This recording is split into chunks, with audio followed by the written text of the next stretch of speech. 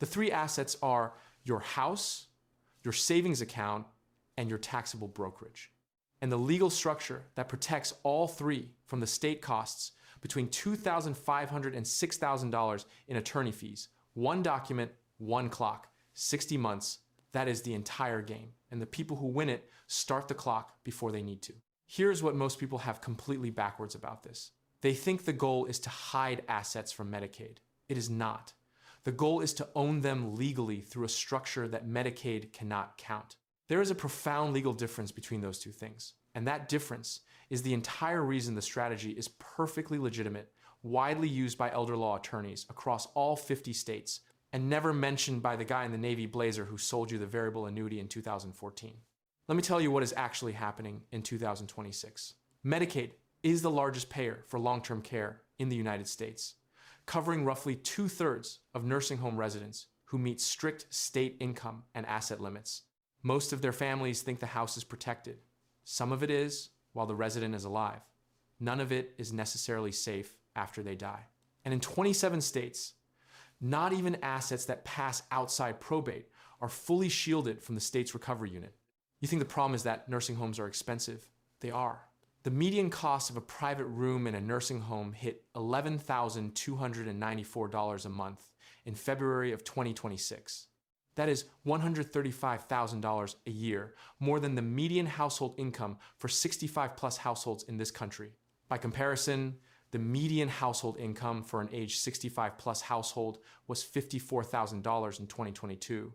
And the median total financial assets for an age 75+ household were just $50,000. More than most people's entire investable net worth outside the house. But the cost is not the problem. The problem is the architecture of who pays. And the architecture was designed decades ago by people who understood exactly what they were building.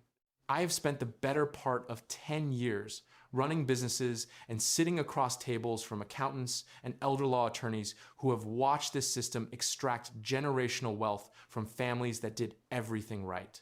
Paid the mortgage, raised the kids, built the IRA, voted in every midterm, and then handed $70,000 to $400,000 to the state in the last 18 months of one parent's life because nobody handed them a checklist before the left arm went numb. This video is that checklist, and the clock I'm about to show you is already running. Here is what I am going to walk you through. The precise legal mechanism by which states confiscate estates from families who thought they had planned. The single most dangerous financial misconception in American retirement, which is not about the 4% rule or sequence of returns risk, but about two federal programs whose names are one letter apart. The three specific assets the state will come for, and the irrevocable trust structure that makes all three of them legally invisible to Medicaid forever. This is not a thought experiment. This is operational. This is what elder law attorneys are executing in their offices right now for clients who started the clock in time. And this is what becomes unavailable to you the moment your doctor uses phrases like permanent deficit and 24-hour supervision. The document you need is called a Medicaid Asset Protection Trust. Most Americans have never heard of it. Most financial advisors have never mentioned it. And every single day you do not have one is another day inside the window the state uses to take what you built. Think of it as a stopwatch. Not the kind you use to track your mile time. The kind that only matters if it is already running before the race starts. The look-back period immediately precedes the date of your Medicaid application for long-term care. Generally speaking, the look-back is 60 months, 5 years.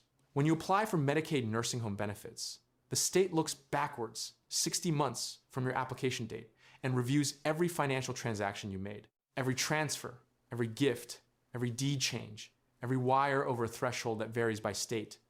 Anything that looks like you moved assets to qualify triggers a penalty. The stopwatch metaphor will return throughout this video because the entire strategy I am about to show you is built around one thing: starting the clock running today so that it clears 60 months from now before you need it. The people who win this game start the clock. The people who lose it never knew there was one. In 4 minutes, I'm going to show you something about the look-back algorithm that should genuinely alarm you. But first, let me explain the single most expensive misconception in American retirement planning, because until you understand this, Nothing else I say about the trust structure will make full sense. There's a man named Gerald. He is 72, retired, lives in Columbus, Ohio. He has done everything right. He maxed his 401k for 30 years. He paid off the mortgage. He has $140,000 in a savings account at the credit union. He has Medicare Part A, Part B, and a Medicare Advantage plan through his wife's former employer. He pays close attention to open enrollment every fall. He feels covered. Gerald has a stroke on a Tuesday in November. The hospital stabilizes him. He spends 7 days admitted as an inpatient. He transfers to a skilled nursing facility for rehabilitation. Medicare pays 100% for the first 20 days. Gerald is improving his occupational therapist notes measurable progress daily in his chart. Then, on day 22, the progress plateaus. The Medicare Utilization Review Team runs the assessment. For days 21 through 100, Medicare continues to pay a portion of the cost. But in 2026, the nursing home resident has a copayment of $217 per day. He improves modestly for another 2 weeks. Then the plateau becomes permanent. After 100 days, Medicare does not pay for nursing home care. This is the part Gerald did not know. Medicare does not cover long-term room and board. It only covers skilled nursing rehabilitation for up to 100 days, with a 2026 daily copayment of $217 after day 20, following a qualifying hospital stay. The moment you are no longer clinically improving, the skilled nursing benefit ends. If you require help only with activities of daily living, meal preparation, bathing, using the bathroom, and dressing, you do not qualify for the Medicare home health benefit. That category of service help with bathing, dressing, mobility, toileting, supervision for cognitive impairment is called custodial care. It is what 90% of nursing home residents actually need, and Medicare has never covered any of it. Here is the reversal. You think the problem is that Medicare coverage runs out. It does not run out. It was never there for custodial care to begin with. Gerald's family finds this out in a conference room on a Thursday afternoon.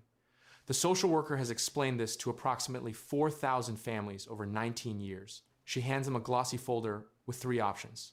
The cheapest is $8,500 a month. Gerald has $140,000 in savings. At $8,500 a month, that runs out in 16 and a half months. Then what? Then Medicaid. A single senior applicant, age 65 or older, is permitted up to $2,000 in countable assets to be eligible for nursing home Medicaid. Gerald's $140,000 savings account has to disappear before the state will write a check. 40 years of not going to Italy, 40 years of brown bag lunches, 40 years of compounding reduced to $2,000 because the system was designed to make it so. By the way, hit subscribe right now if you want the algorithm to keep showing you this content. YouTube does not prioritize financial education that contradicts what the variable annuity industry spends to promote. Subscription and the bell notification are the only technical counter to that. It takes 2 seconds. Stay with me, because the next part is where it gets genuinely mechanical, and mechanics are where families lose money they did not know they were losing. So Gerald's family, in the parking lot after the conference room, does what every American family does in that moment. They pull out a phone, they Google how to get Medicaid to pay for a nursing home, and they find the forms. And buried in those forms is the thing nobody warned them about. If one is applying for nursing home Medicaid or for a home and community-based services Medicaid waiver, the state's Medicaid governing agency will scrutinize asset transfers for the previous 60 months. 5 years. Every account, every withdrawal, over a threshold that varies by state. The Medicaid caseworker, and in 2026, it is largely an automated system that the caseworker rubber stamps after a brief review, runs Gerald's transaction history through a transfer detection algorithm that is looking for one very specific thing: generosity. Every act of financial generosity Gerald committed in the 5 years prior to his application date is now a potential liability. Anyone who applies for Medicaid and has given large sums of money as a gift, including educational gifts to grandchildren, over the previous 5 years is in danger of being denied benefits. The $10,000 he wired his son for the Columbus condo down payment in 2023. The $8,000 in tuition assistance for his granddaughter. The birthday checks. The church capital campaign donation. Every single one of these is an uncompensated transfer under the federal statute. And I want to be precise here. This is 42 USC section 1396 PC1. And every uncompensated transfer triggers a penalty period. The length of the penalty period depends on the value of the violating assets. And the state's penalty divisor, the average monthly cost of private pay nursing home care in the state. Essentially, the value of the violating assets is divided by the penalty divisor to calculate the length of the penalty period. Ohio's penalty divisor in 2026 is roughly $8,500 per month. Gerald gave his son $10,000 for the condo down payment. $10,000 divided by $8,500 is about 1.2 months of ineligibility. Gerald gave his granddaughter $8,000, another 0.9 months. 5 years of birthday checks at $500 a year, another 0.3 months. We are at 2.4 stacked months of ineligibility. At $8,500 a month, that is $20,400 that Gerald's family must cover out of pocket before Medicaid picks up the tab, money Gerald already gave away, money that is not coming back. And that is before Gerald's biggest single transfer, the house. Gerald's daughter convinced him 2 years ago to quit claim deed his house to her. Her financial planner mentioned it at a cocktail party. Simple, cheap, effective, apparently. The house appraised at $280,000. Gerald transferred it in March of 2024. $280,000 divided by $8,500 is 32.9 months of ineligibility. Gerald now has a stacked penalty of 35 months and change at $8,500 a month. That is nearly $300,000 in care his family must cover before Medicaid will pay a dime.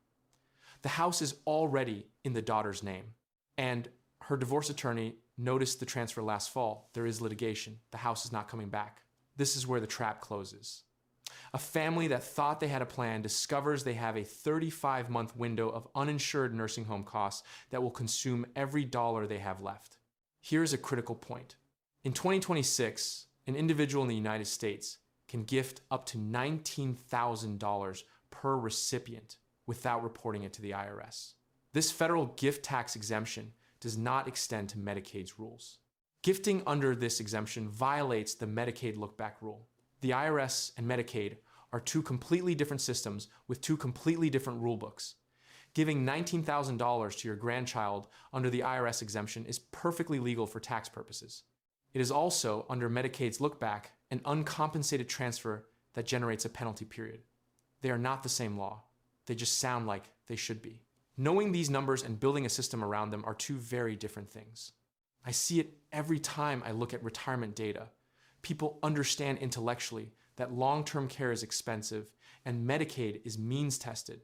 What they do not have is a mathematical framework that connects their specific asset picture to a specific protection timeline, a date they can put on a calendar and work backward from. I built a digital book called The Exit Code. It is an analysis of 50 years of retirement data distilled into a step-by-step framework for protecting your wealth and exiting the rat race without giving the system leverage over everything you built. It is not a motivational book. It is an 8-chapter research document. No filler, no anecdotes about morning routines. 2 elements from it are directly relevant to what I am covering today. The first is the mathematical framework for turning "I should probably do something about this" into a specific date, a deadline you can hand to an elder law attorney and actually work from.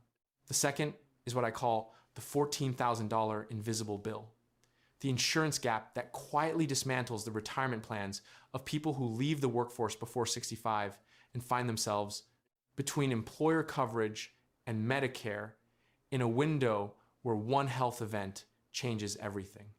This video is about Medicaid planning after 65.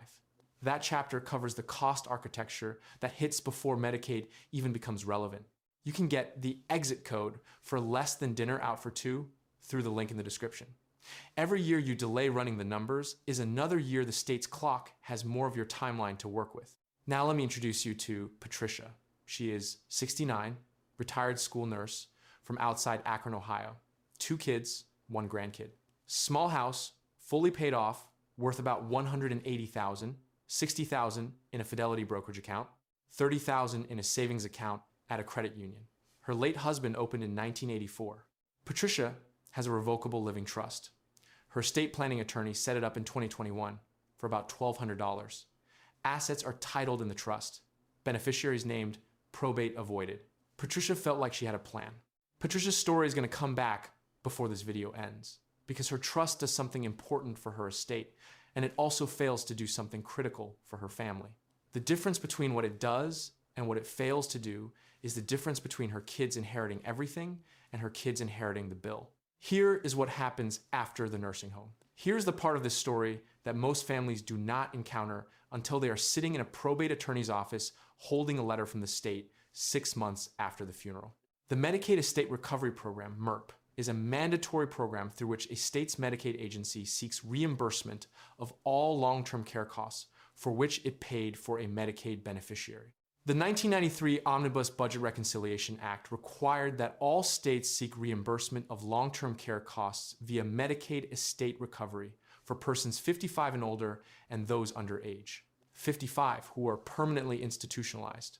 Every state in the union must implement it. Not every state enforces it with equal aggression, but not a single one can opt out. The statute requires states to recover from the estates of deceased Medicaid recipients who received long-term care benefits after age 55.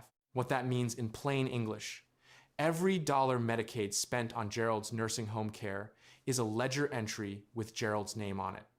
The state kept the receipt. After a Medicaid long-term care beneficiary dies, the Medicaid Estate Recovery Program in their state is required by law to seek reimbursement for their Medicaid long-term care expenses.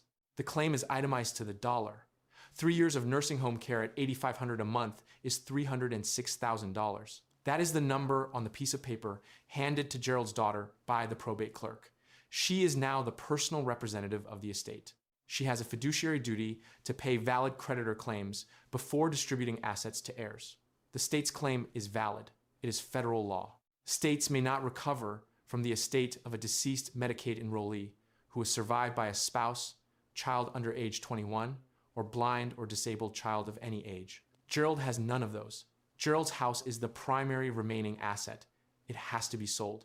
That is the heist. That is the second act of a movie that starts in the conference room and ends in probate court. In 23 states and the District of Columbia, Medicaid estate recovery programs only seek reimbursement from the deceased beneficiary's probate estate. Probate assets are assets that are held in name by the deceased Medicaid beneficiary only, and that would be passed on in a will and testament. But probate assets do not include joint assets like life insurance policies, bank accounts, or retirement accounts that have been legally designated as transfer on death or pay on death. In 27 states, the MERP can also go after assets that do not go through probate.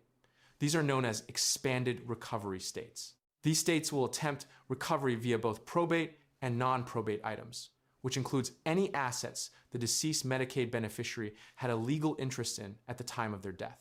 Ohio is one of those 27, and here's the brutally ironic part. When Gerald's daughter went and got that quitclaim deed, she thought she was protecting the asset from Medicaid. She was not.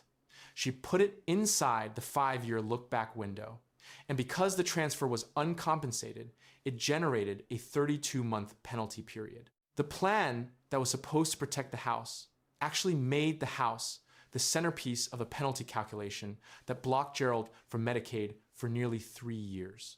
As of December 2023, MERP had recovered over $94.5 million in Texas since the program began, one state. And the highest single recovery amount in a recent year was about $424,000 from an estate in Travis County. $424,000. One letter in the mail 6 months after the funeral. Medicaid estate recovery collected $733 million in 2019 alone, yet that amount offset less than 0.1% of total Medicaid spending that year. Families with modest estates bear the heaviest burden, while those who plan ahead often keep every dollar. This is not a program that finances Medicaid in any meaningful sense. This significant discrepancy between the stated goal of financial sustainability and the negligible amounts actually recovered raises questions. The persistence of the policy, despite its limited fiscal benefit, suggests that factors beyond pure cost drive it. The program persists because the families who get hit do not have lobbyists, and the families who planned ahead do not show up in the data. Now let us go back to Patricia from Akron, her revocable living trust. Here's what it does. It avoids probate. When Patricia dies, her assets pass to her kids without going through the Ohio probate court. That is genuinely valuable. Probate in Ohio can take 6 to 18 months and cost money. Good, useful document. Here is what Patricia's revocable trust does not do. This flexibility and control is precisely why a revocable trust does not provide a Medicaid asset protection benefit. Because the grantor can revoke the trust or use its assets freely, those assets are treated as available resources. Her house, her brokerage account, her savings, all of it is counted in Medicaid's asset calculation, every cent. For this reason, revocable trusts do not protect countable assets from Medicaid. And because Patricia is in Ohio, an expanded recovery state, her assets in that revocable trust are still potentially reachable by the state's recovery program after her death. States like Ohio use an expanded definition of estate, which can include assets passed through certain non-probate arrangements. Patricia's carefully drafted $1,200 trust protects her family from probate delay. It does nothing for the $8,500 per month nursing home spend down or the recovery lien that follows. Patricia's attorney was a competent estate planning attorney. He drafted the trust to avoid probate. That was the assignment. Nobody asked about Medicaid. Because in a standard estate planning engagement, Medicaid long-term care planning is a specialty. It requires elder law expertise, knowledge of state-specific look-back rules, penalty divisors, recovery statutes, and irrevocability requirements that general practice estate attorneys do not routinely carry. The $1,200 trust was exactly what was ordered. It just was not what was needed. There is a version of Patricia's situation that ends differently. It costs about $3,000 to $5,000 more in legal fees up front. It requires one critical decision made before a diagnosis changes the conversation. And it produces a result that is the legal equivalent of building a fireproof vault around everything you own before the house catches fire. The instrument is a Medicaid Asset Protection Trust, a MAPT. It is an irrevocable inter vivos trust, a trust you create during your lifetime and cannot revoke. The irrevocability is the entire engine. You give up the right to revoke, amend, or access the principal. In exchange, the trust becomes a legally distinct entity. The state cannot count what you do not control. Assets put into this type of trust are no longer considered owned by the trust maker. Medicaid's framework is built entirely around control. If you can reach it, they can count it. If you genuinely cannot reach it because you signed away that right in a legally binding trust document, they cannot count it. Here's what the structure looks like for 3 specific assets. Asset 1, the primary residence. Your elder law attorney drafts the irrevocable trust. You name a trustee almost always one of your adult children, never yourself, because self-trustee status gives Medicaid grounds to pierce the trust under what is called the available resource doctrine. The trust must be irrevocable, meaning once you establish it and transfer assets, you cannot modify or dissolve it at will. The trustee you appoint is responsible for managing the assets according to the terms you set forth in the trust document. You transfer the property from your individual name to the trust by recording a new deed at the county recorder's office. Most well-drafted trusts retain a life estate for you, the grantor, meaning you keep the legal right to live in the house rent-free until death. You give up the ownership. You do not give up the occupancy. Those are 2 different things. The 5-year clock starts on the date the deed is recorded at the county. Asset 2, cash savings. Although you may receive income from the trust, such as dividends or rental payments, you are prohibited from accessing the trust principal. This restriction is crucial for Medicaid compliance. The trustee opens a bank account under the trust's tax identification number. You wire the funds in. The trust can distribute interest and earnings to you during your lifetime. The money still works for you, but cannot return the principal. That restriction on principal is what makes the cash unreachable by Medicaid. Asset 3, the taxable brokerage account, your Vanguard account, your Schwab account, your Fidelity taxable account. You contact the brokerage and submit a certificate of trust. You complete the account retitling form. The account is re-registered in the name of the trust. This is not a sale. Bank accounts, stocks, bonds, mutual funds, and CDs are standard mapped assets. These liquid assets are straightforward to transfer and manage within the trust structure. If income-producing assets are placed in the trusts, the grantor may collect the income while the principal stays protected. No capital gains event on the retitling, the cost basis carries over. The dividends flow through to your individual tax return under grantor trust income tax rules. The 5-year clock starts on the retitling date. Now here's a critical thing about retirement accounts, IRAs, and 401ks, because I can feel the question forming. Placing a retirement account like a 401k or an IRA in a MAP is not typically recommended. That is because cashing out the retirement account to put it in the MAP would have tax consequences. Retirement accounts like 401ks and IRAs are generally a poor fit for a MAP. Cashing out these accounts to transfer the funds triggers immediate income tax liability. The tax hit can consume a significant portion of the account's value, which may negate the protection the trust provides. The 3 assets for the MAP: the house, the cash savings, the taxable brokerage. The 3 that together represent the bulk of a middle-class estate outside the retirement account, the 3 the state will come for. This is where it gets really interesting, and here's the kicker. A revocable living trust, the kind most estate planning attorneys create for probate avoidance, offers 0 protection against Medicaid because you still control the assets. The most popular estate planning document in America is essentially invisible to the nursing home problem. Millions of families have a revocable living trust and believe they have a Medicaid plan. They do not. They have a probate avoidance plan dressed in Medicaid planning clothing, and the state is counting on that confusion to balance its long-term care budget on the backs of families who thought they were covered. Let me run 2 parallel scenarios with real 2026 numbers to make this concrete. Scenario A, no planning. Margaret is 77, widowed, lives in suburban Tampa. Her house is worth $400,000. She has $160,000 in a taxable brokerage account and $30,000 in a savings account. Total estate, $590,000. Margaret has a stroke in March of 2026. She enters a nursing home at $11,294 a month. The median cost of a private room in a nursing home in Florida in February of 2026.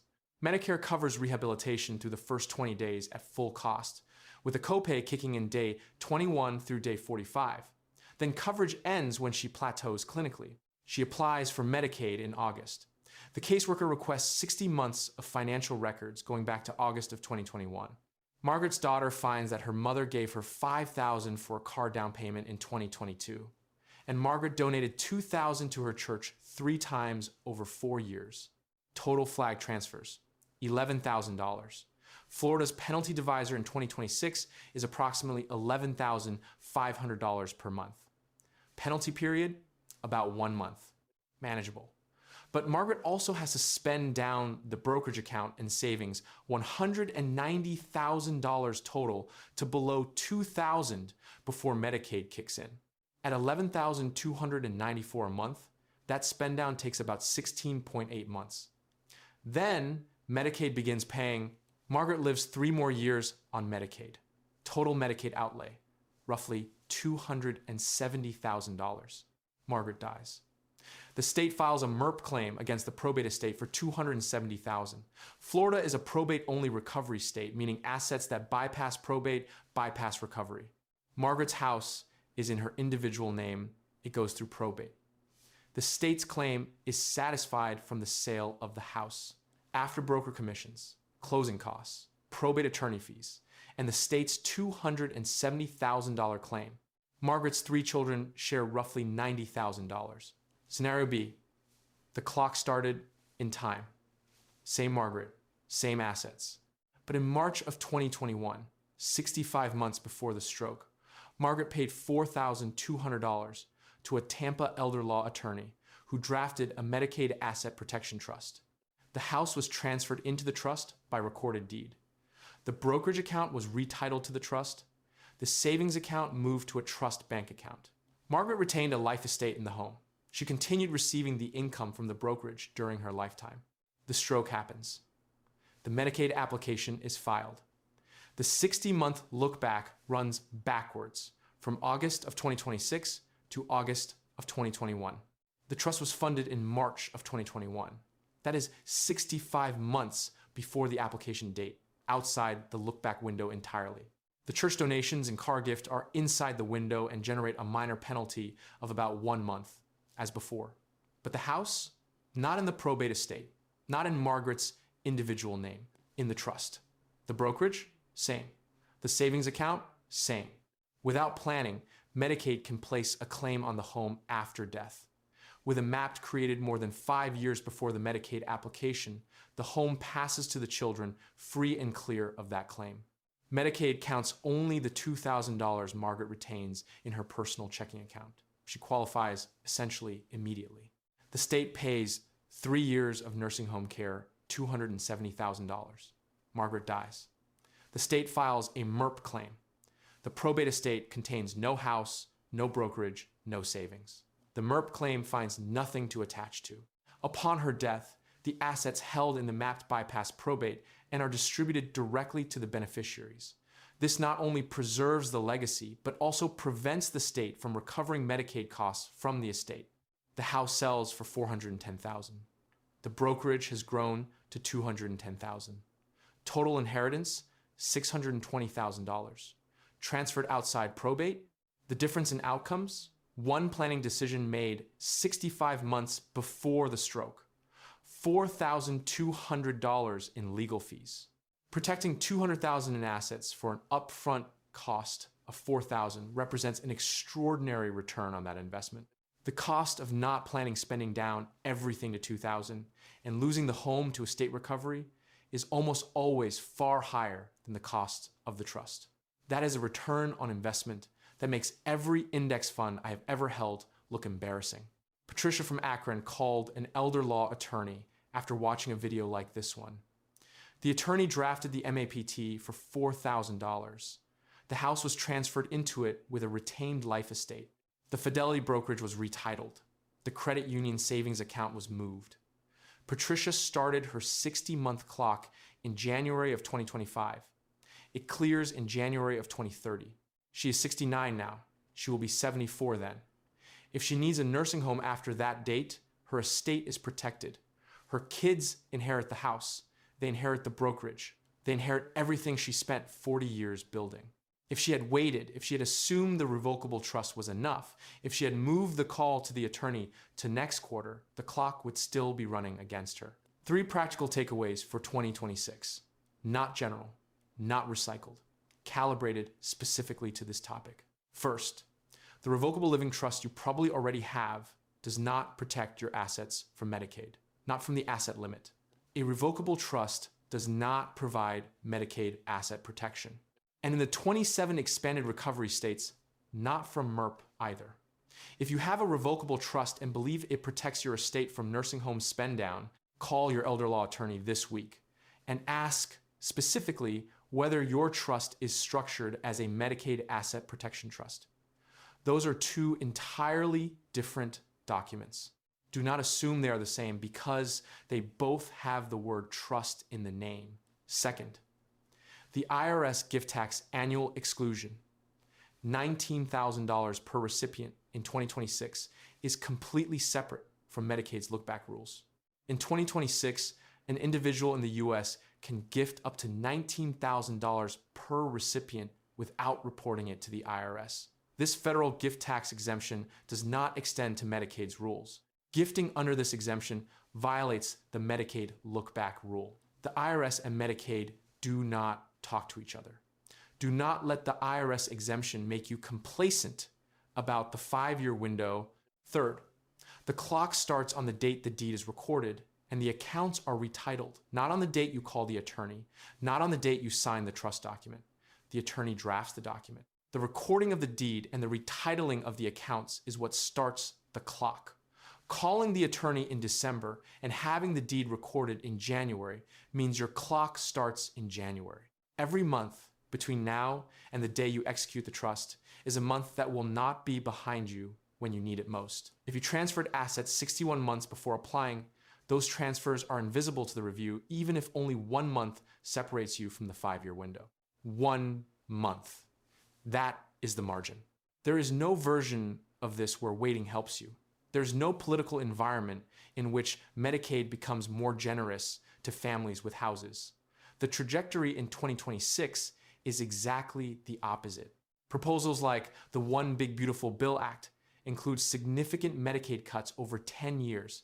And while nursing home Medicaid is largely protected from initial funding cuts, home and community-based services are likely to be targeted. The rules only get tighter.